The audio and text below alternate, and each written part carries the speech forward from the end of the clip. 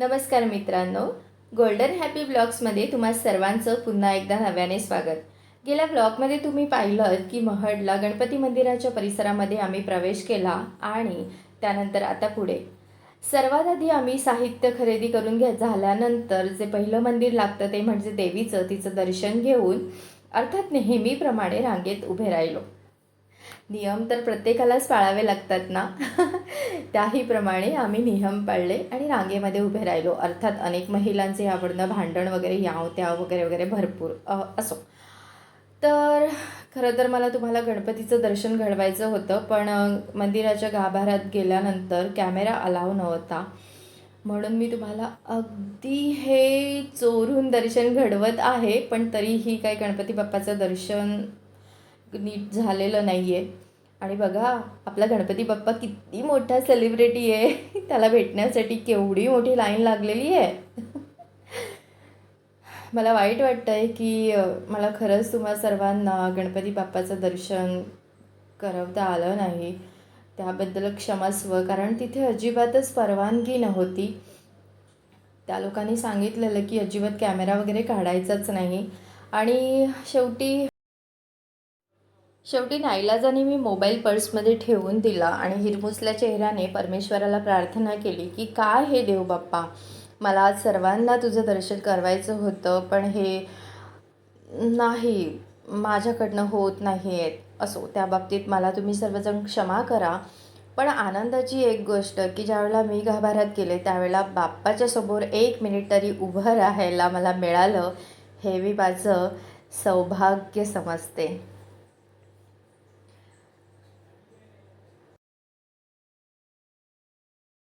आणि मस्तपैकी चालता चालता मला मंदिराच्या मागे एक शेत दिसलेलं आहे. तर तुम्ही बघू शकताय की हे जे शेत आहे त्यामध्ये छोटी छोटी रोपं आलेली आहेत आणि ती आहेत वालाची. मी तुम्हाला दाखवते.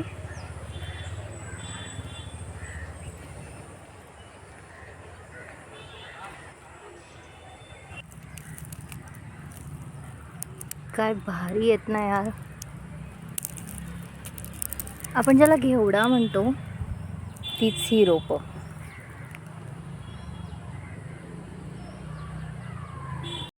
तिने हे आहे मागे दत्तांचं मंदिर. दत्तांचं दर्शन झालेलं आहे. मुळात गणपती बाप्पाचं दर्शन तुम्हा सगळ्यांना घडवायचं होतं, पण इथे अलाव नाही आहे. त्यामुळे मी काही मध्ये गेल्यानंतर कॅमेरा ऑन केलेलाच नाही आहे. असो, काय ना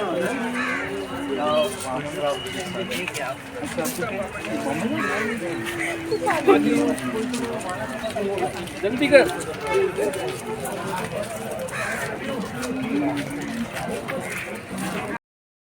फायनली एवढा दिवस घालवल्यानंतर पेटपूजा तर झालीच पाहिजे.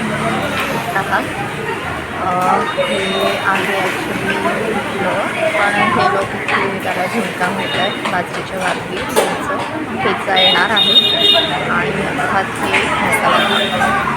तर हे सर्व जेवण मला तर खूप आवडतं. या भूक लागली आहे. चला या तुम्ही पण जेवायला.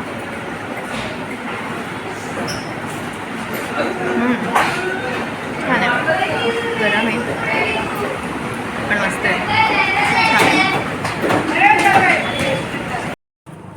सो फायनली पेटपूजा तर झालेली आहे आणि इथे माझा मस्तपैकी पचका झालेला आहे.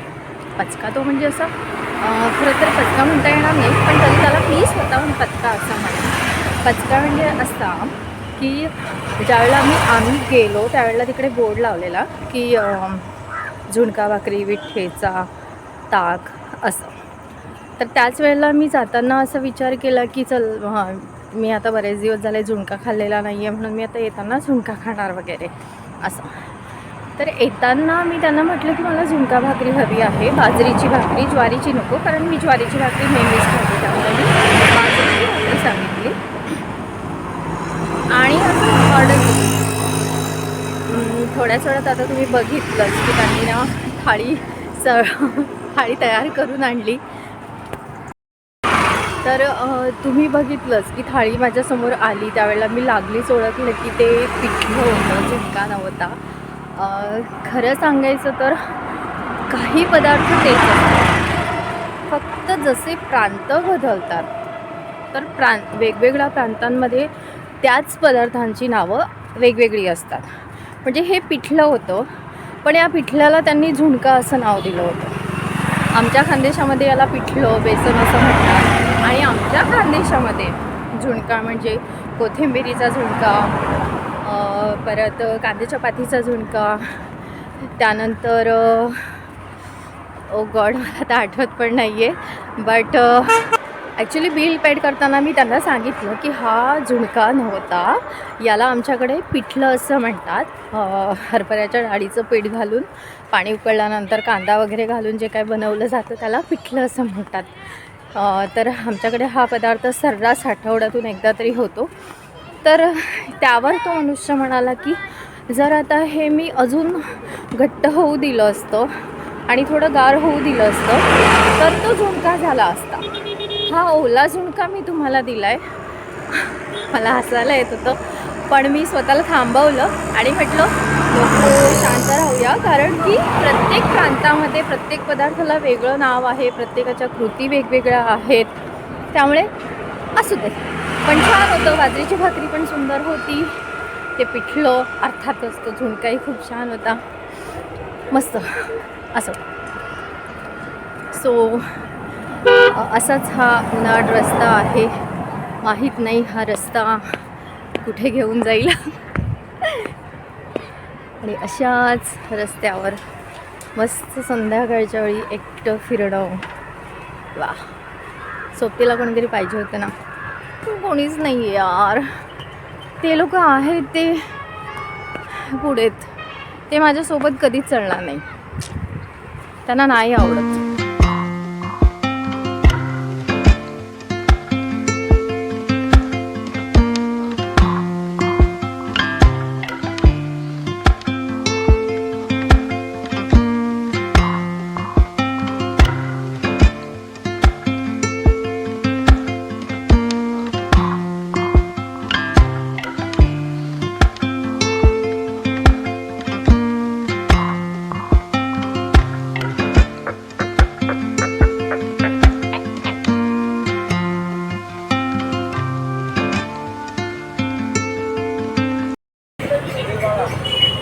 शेवटी दमलेल्या जीवाला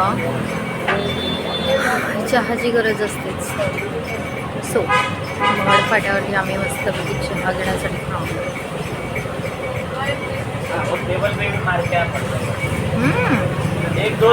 इलायची घातली आहे का? इलायची मस्त आहे.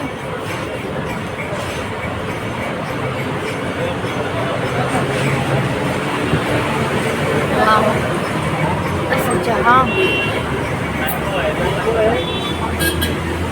भारी आहे चहा.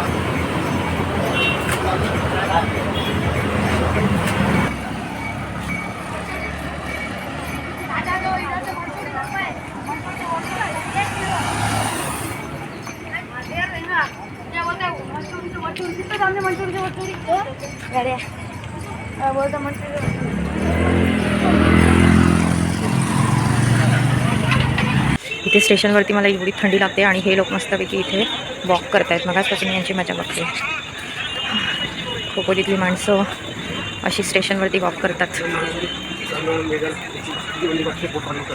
जोपर्यंत आता ट्रेन येत नाही तोपर्यंत हे लोक असेच वॉक करणार. जवळजवळ मला असं वाटतं मी आल्यापासून यांच्या 6-7 फेऱ्या तरी झाल्या असतील. हां, असं डोंबिवलीला कोणी करत नाही. अजीब आहेत ना खोपोलीचे लोक जे वॉक करत आहेत. ते तिकडून पण येत आहेत, एक आजी पण आहेत. आणि आम्ही डोंबिवलीची माणसं ज्यांना प्रचंड थंडी लागते. इथे खोपोली स्टेशनवर बसल्यानंतर अगदी समोर जो दिसतोय ना तो चंद्र आहे आणि ही चांदणी आहे.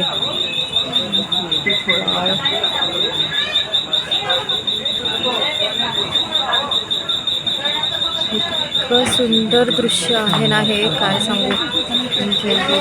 तो कॅमेऱ्यामध्ये कदाचित तुम्हाला लांब वाटेल, तर तो इतका सुंदर दिसतो आणि इतक्या जवळ आहे. बापरे, चंद्र आणि त्याची ही चांदणी.